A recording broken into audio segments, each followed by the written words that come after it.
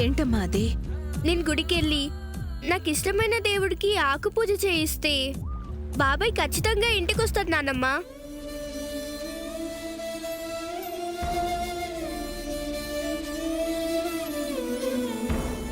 అవును నానమ్మ, ఆంజనేయ స్వామి నేనే కోరిక కొన్నా తీరుస్తారు.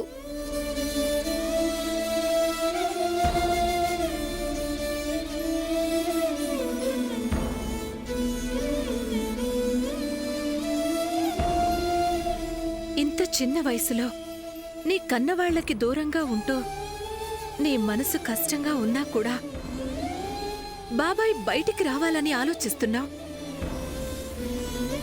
నాకు చాలా సంతోషంగా ఉందాను. నేను పూజ చేస్తే నిజంగానే బాబాయ్ వస్తాను నానమ్మ. నన్ను ఆంజనేయ స్వామి గుడికి తీసుకెళ్తే ఆకు పూజ చేయిస్తాను నానమ్మ. ఏం ఆలోచిస్తున్నావు నానమ్మ? ఏం లేదమ్మా, నీ ఆరోగ్యం సరిగా లేదు. ఈ పరిస్థితుల్లో నిన్ను బయటకు తీసుకుని వెళ్లడం ఎలా అని ఆలోచిస్తున్నాను. మీరు తోడుగా ఉన్నారు కదా నానమ్మ, నాకేం కాదు. నన్ను ఆ గుడికి తీసుకెళ్ళండి. నేను చెప్పినట్టు చేస్తే బాబాయ్ ఖచ్చితంగా వస్తారు. మేడం ఆగండి మేడం, మేడం బిజీగా ఉన్నారు. నేను అర్జెంటుగా ఉమాదేవి గారిని కలవాలి. కుదరదు మేడం, మేడం గారు ఎవరిని లోపలికి పంపొద్దని చెప్పారు.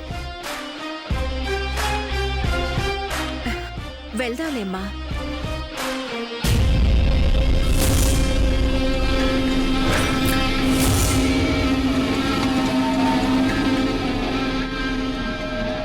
సింధు, అనుని లోపలికి తీసుకువెళ్ళమ్మా.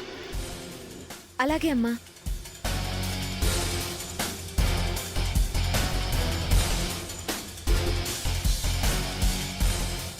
సెక్యూరిటీ,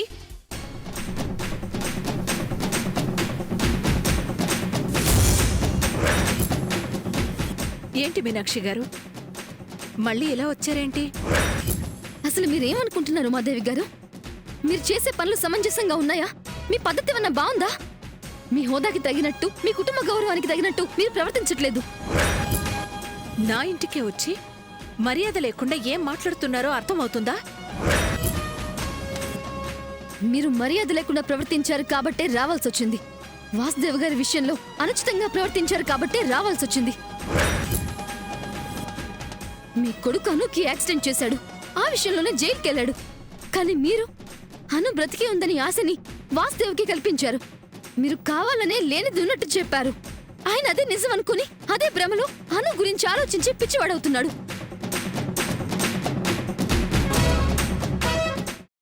అమ్మా, అలాంటి వాళ్ళది నిజమైన ప్రేమ కాదు, అది వ్యామోహం. ఎగ్జాక్ట్లీ చిన్నత్త, నిజంగా ప్రేమించుకున్న వాళ్ళు అలా చేయరు. ఎంత మనసు విరిగిపోతే కన్న కూతుర్ని పట్టుకొని మా దృష్టిలో చచ్చిపోయా ఉంటుందా తల్లి? అది సరే అమ్మా, తన కూతురుతో తన మాట అనేటప్పుడు ఆమె మాటల్లో వ్యథ, కళ్ళల్లో బాధ గమనించావమ్మా? పెద్దబాబుకు బర్త్డే విషెస్ చెప్పు కూడా వెళ్ళాం కదా. ఊరికే ఎలా కాలిపోతుంది? మంట పెడితేనో పడితేనో తగలబడుతుంది.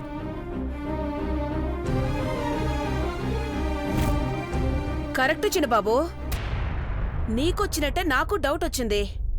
పార్వతే షర్టును తగలబెట్టిందనుకుంటా.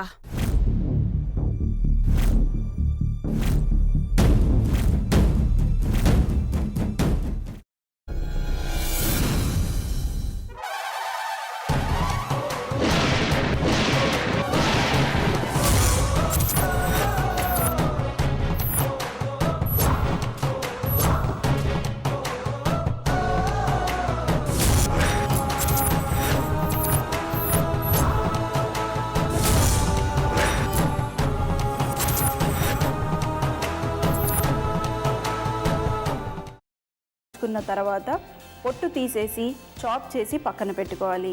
ఒక ప్యాన్లో కొద్దిగా నూనె వేడి చేసి అందులో ఆవాలు, మినప్పప్పు, శనగపప్పు, కరివేపాకు, సన్నగా తరిగి పెట్టుకున్న ఉల్లిపాయలు వేసుకుని 1 నిమిషం పాటు వేయించుకోవాలి. ఆ తర్వాత కాల్చి కట్ చేసి పెట్టుకున్న వంకాయని కూడా అందులో వేసుకుని బాగా మిక్స్ చేసి బౌల్లోకి ట్రాన్స్ఫర్ చేసుకుని అందులో తగినంత చిక్కటి పెరుగు లేదా పల్చటి పెరుగు వేసుకుని మిక్స్ చేసి అన్నంతో కానివ్వండి, చపాతీతో కానివ్వండి సర్వ్ చేసినా చాలా బాగుంటుంది.